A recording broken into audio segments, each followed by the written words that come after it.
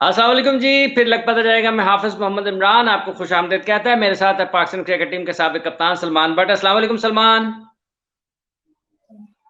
वालेकुम अस्सलाम हाफिज जी, क्या हाल है? ठीक ठाक है, बहुत खैरियत शुक्रिया से? बट साहब, बहुत शुक्रिया आपका, आपने अपना वक्त दिया, आप यहाँ पर मौजूद हैं। और वो तमाम लोग जो हमारे साथ इस सेशन का हिस्सा होंगे, हम उनको अभी से खुश आमदीद कहते हैं। जो हमारे साथ हैं उनको दोहरा खुश आमदीद। और जैसे जैसे आप लोग आते जाएं अपने ख्यालात का इजहार करें। जो क्रिकेटिंग क्वेश्चन, जैसा कि हमने पहले भी सलमान ने एक दिन कहा था, जो खेल से मुताल्लिक सवालात हैं, तकनीकी एतबार से, फैसलों के एतबार से, गेम अवेयरनेस के हिसाब से, खिलाड़ियों की कारकर्दगी के हिसाब से, आप उनको सवाल करें, अपने ख्यालात का इज़हार करें। अगर सलमान से पूछना चाहते हैं तो वो ज़रूर करें, हम जवाब देंगे उसका। आज 2-3 चीज़ें जिन पर हम बात करेंगे वो ये है कि एक तो इंडिया और इंग्लैंड के माबैन वनडे सीरीज़ शुरू हुई है। और आज बड़ा एक हैरानकुन सा रिज़ल्ट हुआ है इंडिया और इंग्लैंड के इस मैच में, क्योंकि एक मौका ऐसा था जब ये इंग्लैंड बैटिंग कर रहा था, तो ये ऐसे लग रहा था कि ये जैसे बड़ी आसानी के साथ इंग्लैंड इस मैच को जीत भी सकता है। 317 रन्स बनाए थे और 318 इंग्लैंड कर भी सकता है, क्योंकि 135 पे पहली विकेट गिरी और वो 15 ओवर था। 137 पे दूसरी विकेट गिरती है, 169 पे तीसरी विकेट गिरती है, 175 पे चौथी विकेट गिरती है और 251 पे पूरा की पूरी इंग्लैंड टीम आउट हो जाती है। इस पर बात करेंगे जो उतार चढ़ाव हुआ इस मैच में। 300 एक और बड़ी दिलचस्प चीज है, शेखर धवन के ऊपर बहुत ज्यादा बात हो रही थी। धवन का आज जिस तरह से जो उन्होंने बैटिंग की है, ये 3-4 चीजें हैं जो इस मैच के हवाले से हम डिस्कस करेंगे। फिर एक और ठाकुर के हवाले से, जो कि गेंदबाज हैं इंडिया के। चंद दिन पहले जब T20 सीरीज चल रही थी तो हमने जिक्र किया था कि सलमान ने उनकी बॉलिंग को टर्निंग पॉइंट करार दिया था। बाद में Indian fast bowler Zaheer Khan भी ने उनको एक अनसंग हीरो कहा या खामोश हीरो कहा T20 सीरीज का। इन सब चीजों पर गुफ्तगू करेंगे। तो सलमान, ये क्या हुआ इंग्लैंड को? 251 पर ऑल आउट और 135 14 ओवर्स में जब आप कर लेते हैं, उसके बाद फिर ये अचानक से, मतलब लगभग 100 रन के अंदर पूरी टीम आउट हो जाती है। आई थिंक कि इंग्लैंड पे तो हम बाद में आएंगे। सबसे पहले तो I think India have played incredibly well. India ने बहुत अच्छी क्रिकेट खेली, हाँ। Starting from the Dhawan and Sharma. देखे, रोहित शर्मा हमेशा वनडे में आके ना थोड़ा सा टाइम लेते हैं, और हम्म। उसके बाद जब वो एक्सेलरेशन पीरियड उनका जब स्टार्ट होता है, तो हम्म। फिर ऐसा लगता है कि वीडियो गेम चल रही है। फिर वो इतना कंट्रोल करते हैं गेम को। हम्म। आज was one of the days जहां पे वो सेट होके आउट हुए। लेकिन शेखर धवन, जिसपे ऑब्वियसली एक आउटस्टैंडिंग बैट्समैन है, मुझे तो वो बहुत पसंद है। उनका स्टाइल भी और जिस तरह वो खेलते हैं, बड़े अच्छे शॉट्स खेलते हैं और अटैकिंग बैट्समैन है। और उन्हें वक्त लेना भी आता है, पिच मतलब खड़े होना भी आता है, पिच पे लंबी इनिंग्स बनानी आती है। So I like him hmm. As a batsman very much. So it was good to see. And unfortunately अपना 100 नहीं कर सके कोहली एज यूजुअल। कोहली के तो जो 50-60 रन है ना, ये तो जो अगर जीरो नहीं है तो फिर 60-70 तो लिख दें आप। तो हाँ। पहले तो 100 बड़े फ्रीक्वेंट हो रहे थे। I think he will be back with that as well. Hmm. But I think के credit to the Indian team, KL Rahul is back in form. दो डेब्यूटेंट्स थे, उनमें से एक ने 4 आउट किए, एक ने 50 रन्स किए 31 बॉलों पे। वो बहुत क्रूशियल थे। वहां पर केएल राहुल के साथ पांड्या का जो 50 था 31 बॉल्स में, हम्म। 187 का स्ट्राइक रेट है, व्हिच इज एक्सेप्शनल। क्योंकि हम्म। इंग्लैंड की बॉलिंग लाइन जो थी, ये उनकी मतलब रेगुलर बॉलर्स खेल रहे थे। इंडिया की तरह नहीं है। इंडिया हर मैच में डेब्यूटेंट्स को चांस दे रहा है, इंडिया नए लड़कों को चांस दे रहा है, अपनी बेंच स्ट्रेंथ को टेस्ट कर रहा है। वेयर एज इंग्लैंड अपनी पूरी स्ट्रेंथ के साथ खेल रही है, मोर और लेस पूरी स्ट्रेंथ। एक आर्चर मिसिंग होगा may be, that's it. Archer के अलावा बाकी सब उनकी जो टीम है, जो पूरी मतलब इंग्लैंड की फुल साइड खेल रही थी। Starc despite all predictive.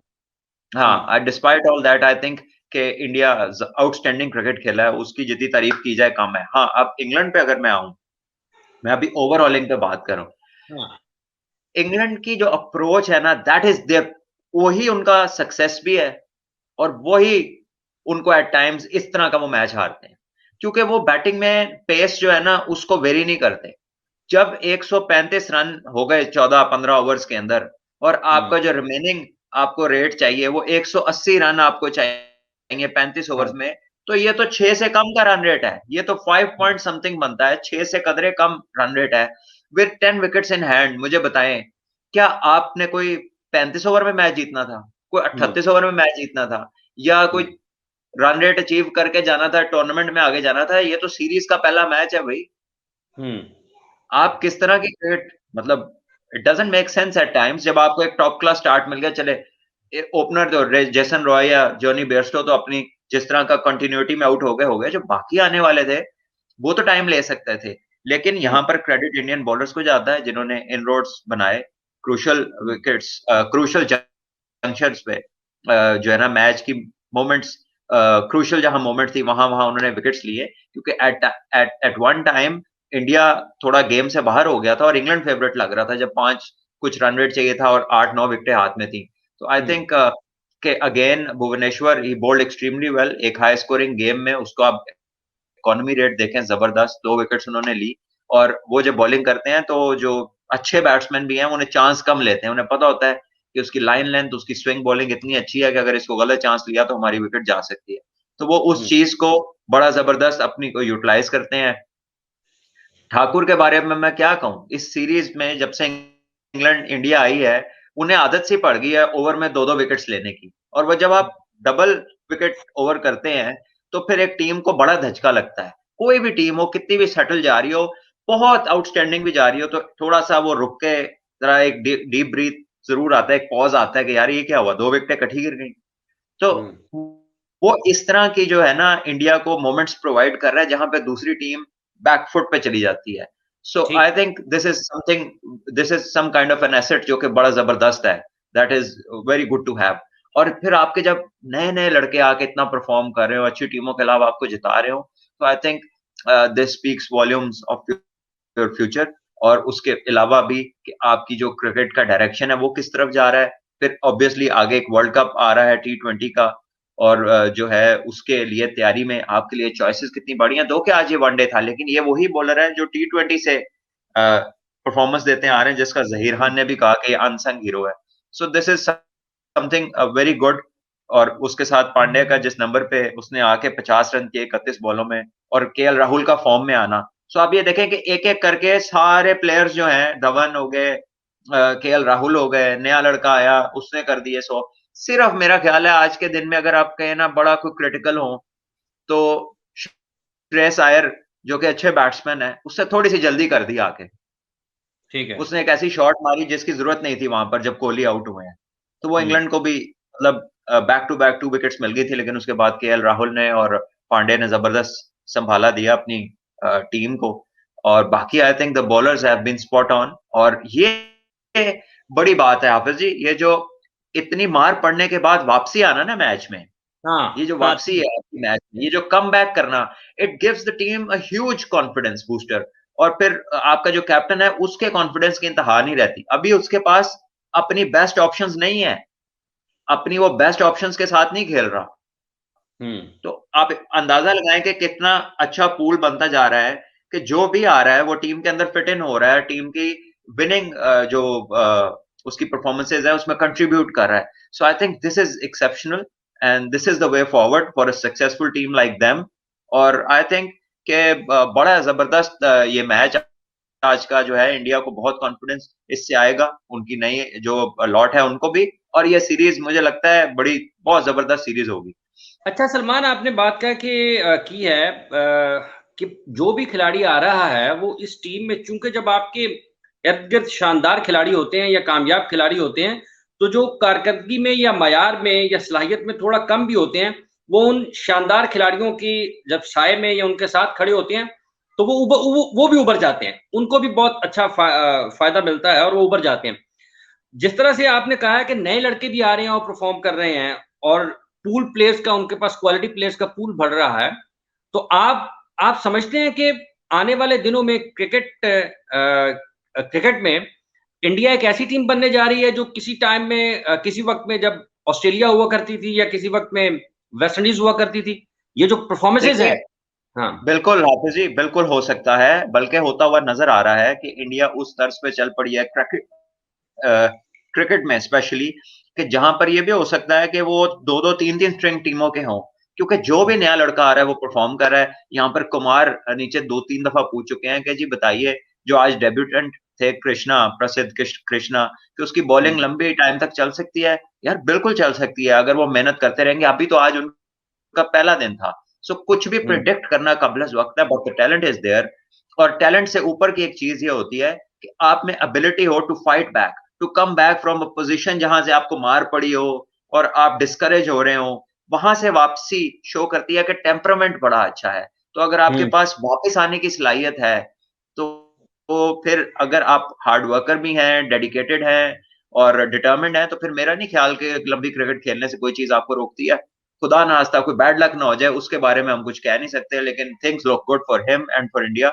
और बाकी जो है इंग्लैंड की टीम का, मैं फिर दोबारा यही कहूंगा कि उनका जो ये तर्ज क्रिकेट है, जो उनका सक्सेस भी यही है और डाउनफॉल एट टाइम्स भी यही है कि वो कहीं पर भी फ्लेक्सिबल नहीं होते, वो रिजिडली बस पीछे पड़ जाते हैं, मार नहीं मारना है, जरूरत है या नहीं है। उन्होंने क्रिकेट 8-9 रन पर ओवर वाली खेलनी है, रिस्क लिए जाना है। हालांकि 10वें नंबर तक बैटिंग है, 2 बैट्समैन अगर अपना टाइम लेते हैं आराम से, एक 100 रन या 80 रन की और पार्टनरशिप करते हैं, तो मैच में फिर वो स्ट्रेंथ नहीं रहती। लेकिन समहाउ मॉर्गन का पैटर्न जो है वो ब्रेंडन मैकलम वाला है। अच्छा सलमान, दुनिया T20 में भी देखा ना आपने, हो जाए, उसने अपनी ही स्पीड पे जाना है। T20 में भी ये हुआ है, मैच बिल्कुल बना हुआ है, लेकिन ऊपर तले यके बाद दीगरे विकेट्स गिरे हैं, तो मैच इंग्लैंड के हाथ से निकला है।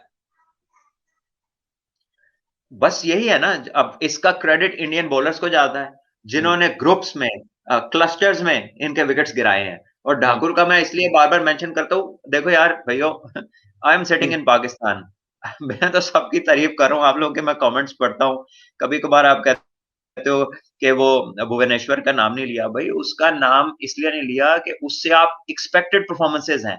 वो एक top class, world class performer है, जो एस्टेब्लिश अपने आप को कर चुका है, जिसको सारी दुनिया जानती है। तो उसके लिए अच्छा परफॉर्म करना कोई ऐसी एक्साइटिंग, बहुत ज्यादा एक्साइटिंग बात नहीं है। वो ये उसके लिए रूटीन का वर्क है। वेयर एज जब कोई नया लड़का आता है, वो आपको मैचेस जितवाता है और उसमें उसका एक किरदार होता है टीम को विक्ट्री दिलाने में, तो उसको थोड़ा सा इसलिए हाईलाइट किया जाता है, तो सारी दुनिया में किया जाता है, क्योंकि वो नया है, उसने आपकी एक्सपेक्टेशंस को एक्सीड किया है।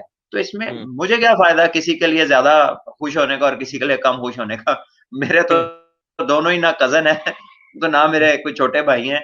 मैं तो यही कह रहा हूँ आपसे एज ए क्रिकेटर। लेकिन जहीर खान ने भी यकीनन ये जो टॉक ऑफ द टाउन होगा ये ठाकुर, क्योंकि देखें भुवनेश्वर ने विकेट्स लिए, रन्स कम दिए, ठीक है, विकेट्स ज्यादा भी लिए ठाकुर से, लेकिन रन्स कम दिए। लेकिन ठाकुर ने जब ऊपर तले विकेटें गिराई ना यके बाद दिगरे, तो जो आप अभी बात कर रहे थे कि उसके बाद टीम को एक झटका धचका जरूर लगता है कि वो उसको सोचने की जरूरत पेश आती है। यकीनन इंडिया में भी ये सूरत हाल होगी कि जहीर खान को भी उसके ऊपर बोलना पड़ा है। उन्होंने कहा कि ये खामोश ही हुआ इस T20 सीरीज के। एग्जैक्टली क्योंकि वो बहुत ज्यादा एक्सपीरियंस्ड क्रिकेटर हैं और बॉलर हैं, वो फील कर सकते हैं एक इंडियन सब कॉन्टिनेंट की पिचेस पे बॉलर्स का, फास्ट बॉलर्स का परफॉर्म करना इज नॉट इजी। ये कोई आसान काम नहीं है। यहाँ पर मैचेस जितवाना, विकेट्स लेना, ड्यूरिंग पार्टनरशिप्स को तोड़ना आके इनिंग्स के मिडल में, तो ये या तो कोई एक्सपीरियंस क्रिकेटर आपको बता सकता है इस बारे में, और स्पेशली जो बॉलर्स जिनको पता है कि इंडिया में कितनी मार पड़ती रही है सारे करियर में और विकेट्स लेना आसान नहीं होता क्योंकि बैटिंग फ्रेंडली ट्रैक्स होते हैं, तो फिर ऐसी परफॉर्मेंसेस को ज्यादा अप्रिशिएट करना बनता है। तो that is all that we do, इसमें कोई किसी के लिए बायस नहीं होती। और दूसरा जो है नया debutant Krunal Pandya, 50 of 31 when India really required it, तो आउटस्टैंडिंग परफॉर्मेंसेस हैं, 180 प्लस का स्ट्राइक रेट है एट अ टाइम जहां पर जरूरत थी, जहां पे पीछे कोई इतनी बैटिंग नहीं थी। तो ये सारी बातें जो है ना, ये टेम्परामेंट की जितनी तारीफ की जाए कम है। Adaptability to international cricket, the closeness which their system might have, जितना करीबी आपकी प्रैक्टिस और तैयारी और आपकी डोमेस्टिक क्रिकेट इंटरनेशनल क्रिकेट के कितने करीब है, ये उस चीज को जो है ना, उस चीज के ऊपर रोशनी डालती है, ये इस तरह की परफॉर्मेंसेस, इस तरह की आउटलेट। और इसलिए मैं कहता हूं कि 4-डे क्रिकेट कितनी इंपॉर्टेंट है, कितनी इंपॉर्टेंट है 4-डे क्रिकेट का पूरा सीजन खेलना। ये सब लड़के वहीं से तैयार होके आए हैं। और उसके अलावा आई गेस के मुझे लगता है कि एक चीज और भी इधर बहुत अच्छी है, मैंने नहीं देखा कहीं ऑस्ट्रेलियन, इंडियन या इंग्लिश टीम की रोज कोई प्रेस कॉन्फ्रेंस हो रही हो, रोज एक लड़के ने मीडिया के आगे पेश होना है जैसे कोई कैदी है जिसका पेश होना जरूरी है साहब के आगे। I don't know why that happens. मैं बात इसलिए कर रहा हूँ क्योंकि सैडली आई डोंट नो किससे बात की जाए, कौन ये इसको एनफोर्स कर रहा है। मैं देखता हूँ हमारे पाकिस्तान के प्लेयर्स की डेली एक बंदे की प्रेस कॉन्फ्रेंस है, और फिर उसकी कोई ना कोई एक बात जो है वो टॉक ऑफ द टाउन बनती है शाम को, और फिर वो उसकी वो चीज डिस्कस होती रहती है, जबकि डिस्कस होनी चाहिए मैचेस में उनकी परफॉर्मेंसेस, उनकी बैटिंग, उनकी स्किल, उनकी एबिलिटी, ठीक है। और उसके अलावा वो भी इंसान है, वो कौन से कोई प्रोफेसर हैं जो कि नाप तोल के एक एक इंच और मिलीमीटर बात करें कि जिसमें से कोई बात ना निकले। तो पता नहीं क्यों जरूरी है कैमरों के आगे पेश होना। ये तो ऐसे है कि जैसे 5 वक्त के बाद 6वां वक्त ये आ गया है कि मीडिया आगे पेश होना, समझ तो बाहर है। देखे जबरदस्ती तो कोई नहीं करता ना, वो तो खुद जारी करते हैं, खुद जारी नहीं करते सर हैं। जी, ये सब ऐसे नहीं होता। Clap is a result of both hands hitting each other. अच्छा सलमान, ये एक नहीं और होता कि आप एक तरफ से आता रहे तो फिर आवाज नहीं आती है। मीडिया कौन सा छुट्टी मारता किसी दिन, चलो वो तो आ जाता है रोज, यार आप ना लो, ये बात नहीं है। बहरहाल छोड़े, ये देखो पता वो नहीं तो कब ठीक हो। बायोस्क्योर बबल है ना, बबल में तो आप किसी को इंटरेक्ट करवाते ही नहीं है। आप वर्चुअल के ऊपर जाते हैं, टेक्नोलॉजी के ऊपर जाते हैं जिस तरह मैं और आप दो यार अपने अलग हाफिज हो जी, बात यह है कि यहाँ पे अपने व्यूअर्स काफी सारे इंडियंस भी हैं, कुछ पाकिस्तानी है, ज्यादा इंडियंस हैं, पंजाबी भी होंगे। यार मैं पंजाबी में कहने का मजा आएगा कि लोड़ की मुसीबत की पई हुई है, मैनू ये दस दो की मुसीबत है यार। बस अच्छा चलो आगे जी। बट साहब देखें, ये जो आपने बात की है क्वालिटी प्लेयर्स की क्वालिटी की, बाजार की, कम बैक, जैसा कि हमने अभी जिक्र किया कि कम बैक बहुत ज्यादा उसको अहमियत देता है। देखिए दो चीजें इंडिया की बैटिंग में जो आज इंपॉर्टेंट है, बाकी आप नए खिलाड़ी को तो उससे तो आप खुश होंगे ना, लेकिन जब आपके तजर्बाकार या सीनियर खिलाड़ी हैं जिनके ऊपर बहुत ज्यादा बातचीत हो रही हो या बहुत उनके ऊपर आप दबाव भी हो, शिखर धवन और केएल राहुल, ये दोनों ऐसे थे कि जिनके ऊपर कारकर्दगी के एतबार से दबाव था, बातचीत भी बहुत ज्यादा हो रही थी, और हत्ता के कप्तान को विराट बोले तो वो भी बोले अपने खिलाड़ी के बारे में, और जब रोहित ने बात की तो उन्होंने भी अपने इन दोनों खिलाड़ियों के हवाले से बात की। मेरा ख्याल केएल राहुल के हवाले से उन्होंने बात की जब वो सीरीज का अख्ताम हुआ, जब शुरू होना था तो धवन के बारे में विराट ने बात की। तो आप इन दोनों की कारकर्दगी को आज किस तरह से देखते हैं कि जब 98 उन्होंने रन किए 106 गेंदों पर, और फिर 62 रन केएल राहुल के हैं 43 गेंदों पर, 4 चौके 4 छक्के, यानी कि उन्होंने 8 मरतबा गेंद को क्लियर किया 43 गेंदों में से। तो इन दोनों की कारकर्दगी को आप हाफिज किस जी, तरह से देखते हैं इस सूरत हाफिज हाल में जी, जब दबाव बहुत ज्यादा है? जैसे उनके कैप्टन और उनके वाइस कैप्टन रोहित शर्मा को कोई डाउट नहीं था, मुझे भी बिल्कुल कोई डाउट नहीं था उनकी एबिलिटी पे, उनकी परफॉर्मेंसेस पे। देखिए हमने उस दिन, अगर आप ये हमारा पिछला शो जिसमें ये बात हो रही थी वो आप निकाल के देखें तो उसमें ये मैंने कहा था कि ये टाइम आता है प्लेयर्स पे, at times you get out, और आप हेल्पलेस होते हैं, यू कांट डू एनीथिंग। आपको बॉल अच्छा हो गया, कोई लक फैक्टर आ गया, लेकिन जो टॉप क्लास प्लेयर्स होते हैं उनके ऊपर ये चीजें बहुत लंबा लास्ट नहीं करती।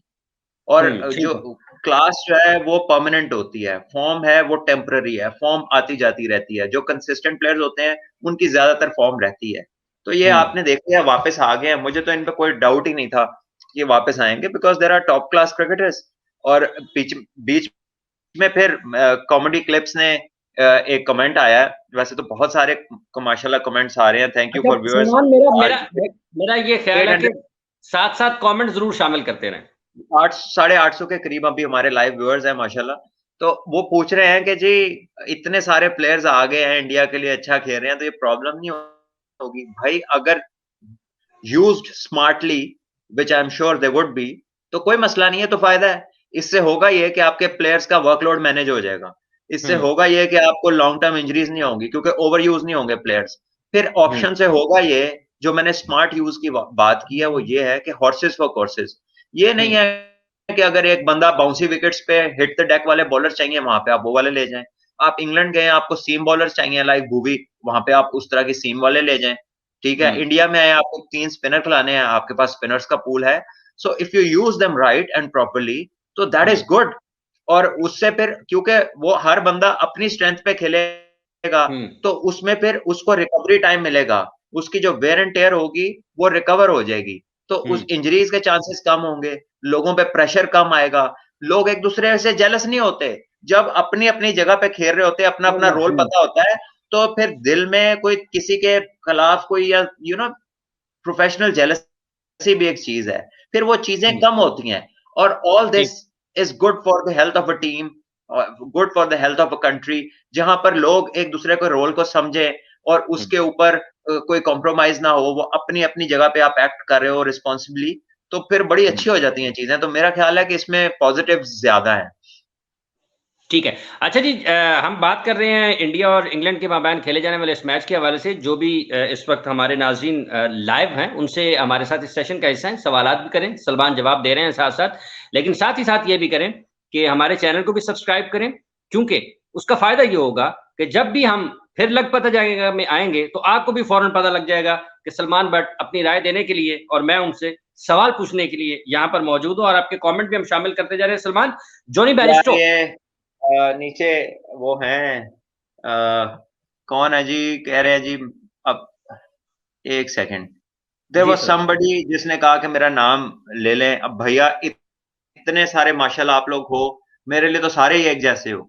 Thank you all for being here. Next में मैं ऐसा करूंगा, वो कमेंट ऊपर गुजर के इतनी तेजी से आ रहा है, नेक्स्ट जब आपका आएगा तो I will try to take your name, लेकिन अगर सब शुरू हो गए तो फिर मैं किस किस का नाम लूंगा।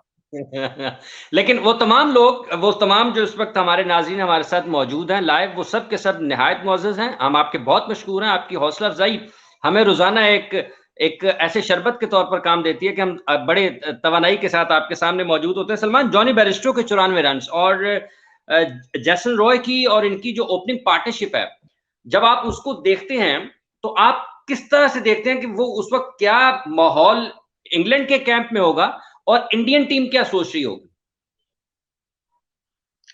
देखिए जी, इंडिया का तो माहौल would be, it will be very confident, very moral boosting, very satisfied and determined to do much better in the next coming games. के इंग्लैंड को अगर पकड़ लिया तो फिर उन्हें स्निफ ना दें, उन्हें मौका ना दें कि वो वापस आ सके सीरीज में। एम तो यही होगा और होना भी यही चाहिए। Whereas इंग्लैंड की अगर मैं बात करूं, तो प्रॉब्लम लाइज कि despite being so much experienced, at times there players they don't realise कि किस चीज की जरूरत है अभी इनिंग्स में। मैंने उनमें बहुत कम लोगों को देखा है कि जो अपनी पेस को ब्रेक कर लेते हैं मौके की मुनासिबत को देखते हुए। अब क्यों जो लोग फिनिशर्स हैं दुनिया में, वो छक्के छक्के मार के नहीं फिनिश करते, उनके डिफरेंट तरीके हैं, वो मैच की सिचुएशन के हिसाब से चल के उसको फिनिश करते हैं। ये माइकल हसी को जरा आप याद करें ना, किस किस तरह के मैच जिताता रहा है, माइकल बेवन किस तरह के मैच जिताता रहा है। ये एमएस धोनी का भी किसी ने क्वेश्चन किया कि उनके बारे में बताया, दुनिया के टॉप फिनिशर्स में से है। क्या क्लास थी उसकी, बड़ी हिट भी मारता था, स्ट्रोक्स भी मारता था, जहां पे जरूरी होती थी वहां पे फंस के बारी भी लेनी आती थी उसको। वो कोई ऐसी जोन, कोई ऐसा टाइम आता है जिसमें आपको बॉलर को रिस्पेक्ट देनी पड़ती है, थोड़ा गैदर करनी पड़ती है अपनी थॉट्स को, थोड़ा टाइम लेके आप राइट डिसीजन लेते हैं। तो अगर आपको, और वो तभी आप करते हैं जब आपको अपनी एबिलिटी पे कॉन्फिडेंस होता है। अगर आप अपने ऊपर कॉन्फिडेंट नहीं होते तो फिर आप जल्दी करते हैं और फिर आप कहते हैं ठीक है माय वे और हाईवे। और इंग्लैंड की टीम जो है ना, वो अक्सर बैट्समैन उनके इसी ब्रेंडन मैकलम और मॉर्गन की ना ये चीजें हैं कि माय वे और हाईवे, यानी कि जो हमने तरीका सोच लिया बस उस तरह ही चलना है, उसी में हार गए, मारते मारते आउट हो गए, नहीं तो 470 कर दिया। तो ये इनकी सक्सेस की वजह भी यही है, और एट टाइम्स जब ये इस तरह कोलैप्स करते हैं तो इसकी भी वजह यही है। फेलियर भी इसी ऐसा। सलमान, फिर जब आप ये बात कर रहे हैं तो मेरे ज़हन में ख्याल आता है, एक सवाल आया है, फिर अगर जब आप इंग्लैंड और इंडिया की बैटिंग का मवाजना करते हैं, तो फिर एक फर्क ये भी नजर आता है, इंडिया और इंग्लैंड की बैटिंग में एक फर्क ये भी नजर आता है कि उनकी तरफ ऐसे खिलाड़ी मौजूद हैं, जो टीम आज जीती है इंडिया की, कि वो फ्लेक्सिबल हैं, वो अपने थॉट्स गैदर करते हैं, वो अब एक सांस लेते हैं, अपनी जो एबिलिटी है उसको इस्तेमाल करते हैं और दोबारा से वापस आते हैं खेल में, बॉलर्स को रिस्पेक्ट देते हैं, अपने ऊपर हमला लेते हैं, अपने शॉट्स रोकते हैं, दोबारा से हमलावर होते हैं और मैच जीतते हैं। ये इंडिया की बैटिंग में तो फिर ये एक फर्क नजर आता है इंडिया और इंग्लैंड में। जी ये तो बहुत वाजे है, ये तो बहुत वाजे है। देखे, despite all being world class players, लेकिन आप 4-5 लोगों का ही नाम क्यों लिया जाते हैं दुनिया में, जिसमें कोहली है, जिसमें केन विलियमसन है, जिसमें स्मिथ है, जिसमें बाबर है, जिसमें ये है क्या नाम है, रोहित शर्मा। तो ये दुनिया के जो 4-5 टॉप प्लेयर्स हैं इस टाइम पे, ये एक ट्रेंड की क्रिकेट नहीं खेलते, इनके गियर्स हैं जो ये शिफ्ट करते हैं, ठीक है, जिसमें ये सिचुएशन को रीड करते हैं और फिर उसके मुताबिक अपनी गेम को डेवलप करते हैं, उसके मुताबिक मैच के अंदर जो है ना वो अपना वो जो ऑपरेशन आप कहें ना, एक स्मूथ ऑपरेशन करते हैं मैच का कि किस तरह जीत की तरफ जाना है। तो they take the safer option unless they require really के रिस्क लिए बगैर बात नहीं बननी, वो वहां तक रिस्क नहीं लेते। और यही फर्क है दुनिया के टॉप प्लेयर्स का और दुनिया में बहुत अच्छी एबिलिटी वाले उन प्लेयर्स का कि जो अडेप्टेबिलिटी नहीं शो करते। चले सलमान, अब हम चलते हैं अगले मौजूआत की तरफ। वैसे वेस्ट इंडीज की भी क्रिकेट चल रही है, कल हम कोशिश करेंगे कि उस पर भी बात करें, लेकिन आज एक तो यह है कि अब्दुल कादिर साहब को सितारा इम्तियाज मिला है आज। अल्लाह ताला उनके दर्जात बुलंद फरमाए, अल्लाह ताला उनके दर्जात को बहुत ज्यादा बुलंद फरमाए। कल लोगों को भी पता चल जाए और लोगों को से दुआ की रिक्वेस्ट भी है। हमारे पाकिस्तान के प्लेयर अजहर अली, कल उनकी मदर की वफात हो गई थी, ऐसे आई वाज देयर और फिर उसके बाद यहाँ पे आना पॉसिबल नहीं था उस वक्त। और आई थिंक बहुत अजूब, बहुत जबरदस्त इंसान है, क्रिकेटर तो है ही, इज अ ब्रिलियंट बॉय। और आई एम श्योर वो माँ के जाने का दुख तो हर इंसान को है दुनिया में। तो आप लोग जितने भी हमारे चैनल को देख रहे हैं और सब्सक्राइबर्स हैं, please whenever you pray, please remember her in your prayers. अल्लाह ताला उनको जन्नत में जगह दे। और बाकी ये है कि आज हाफिज जी मैचेस तो काफी हुए हैं और I was reading the statement. अब ये थोड़ा हम आउट ऑफ कंटेक्स्ट जा रहे हैं लेकिन जरूरी है ये बात भी करना कि शर्जील के बारे में मीडिया ने ये लिखा है कि वो 3 हफ्ते का उन्हें टाइम मिला है कि वो अपनी फिटनेस बेहतर कर ले अगर उन्होंने 11 में आना है। आई रियली होप कि ये झूठ है और आई रियली होप कि ऐसी कोई बात उससे नहीं की गई होगी। ठीक है, उसको फिट करने की कोशिश करें, बिस्मिल्लाह होनी भी चाहिए, ही नीड्स फिटनेस। लेकिन इस तरह की बात, इस तरह का पैगाम किसी को देना इज जस्ट, मेरे पास कोई इसकी लॉजिकल एक्सप्लेनेशन नहीं है, कोई ऐसे अच्छे बात नहीं है कि जिसमें मैं ये बयान कर सकूं। आपको याद होगा कि हमने यहीं पर इसी प्लेटफॉर्म पर कुछ दिन पहले ये खबर भी अपने नाज़रीन के साथ, अपने देखने वालों के साथ शेयर की थी कि उनको एक हदफ मिला है अपनी फिटनेस को बेहतर करने का, और उस फिटनेस को बेहतर किए बगैर उनके लिए प्लेइंग 11 में आना जरा मुश्किल है। तो हमने तो ये पहले कर दिया था, चूंकि वो लाहौर में आए हैं, यहाँ पर उन्होंने भागदौड़ शुरू की है, तो वो खबर आज निकली है, हम तो पहले ये कर चुके हैं इसको। It is amazing. You pick somebody on his performances, on his ability. ना कि आप के 6 पैक से पिक करना है, लोगों को 6 पैक देख के कमीज उठा के पिक करना है आपने, मेरी समझ से बाहर है। आप मैच खेल रहे हैं, ये ठीक नहीं है, ये लॉजिक ठीक नहीं है। उनको उनकी एबिलिटी के ऊपर सिलेक्ट किया गया, उनको उनकी एबिलिटी के ऊपर ही खिलाना चाहिए। मिश्रा जी, हम कर चुके इंडिया के मैच पे काफी कॉम्प्रिहेंसिवली हम बात कर चुके हैं और आप हमें ये ना प्लीज बताएं कि छोटा मैच, छोटी टीम और बड़ा मैच और बड़ी टीम, आप खुद जो है ना वक्त पे आए और जो बात आप सुनना चाहते हैं प्लीज वो आप सुने। इस टाइम पे वो बात हम कॉम्प्रिहेंसिवली कर चुके हैं। थैंक यू जी सलमान, आपका ख्याल है, आपका ये मानना है कि उनको खिलाया गया है, उनकी सिलेक्ट किया गया है उनकी सलाहियत के ऊपर, उनको खिलाया भी उनकी सलाहियत के ऊपर जाना चाहिए। अब ये चीज उनकी फिटनेस के साथ या उनके वजन के साथ जोड़ना मुनासिब नहीं है, आप ये कहना चाहते हैं?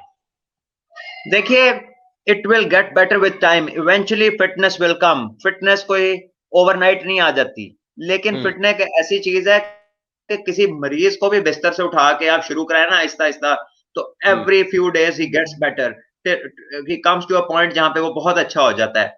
सो ये कोई अलार्मिंग इशू नहीं है। जो अलार्मिंग इशू है ना वो स्किल सेट्स का है, जिन लोगों में है आपने उनकी स्किल्स को फुली यूटिलाइज करना है ताकि पाकिस्तान के लिए मैच विनिंग परफॉर्मेंसेज आए। ठीक है, ठीक है। तो ये जो है तरीका, अगर मैं कह रहा हूं कि मैं उम्मीद करता हूं कि ऐसी कोई बात नहीं होगी और ये ऐसे किसी ने सेंसेशनलिज्म के लिए बात की होगी, लेकिन इस पे कोई दूसरी तरफ से बात नहीं आई कि जी हमने ऐसा किया या नहीं किया। अगर होपफुली नहीं किया और अगर किया है तो फिर बड़े अफसोस की बात है। मतलब it is something which is something, किसी ऐसी चीज को ज्यादा इंपॉर्टेंस दे रहे हैं जो इतनी इंपॉर्टेंट है नहीं।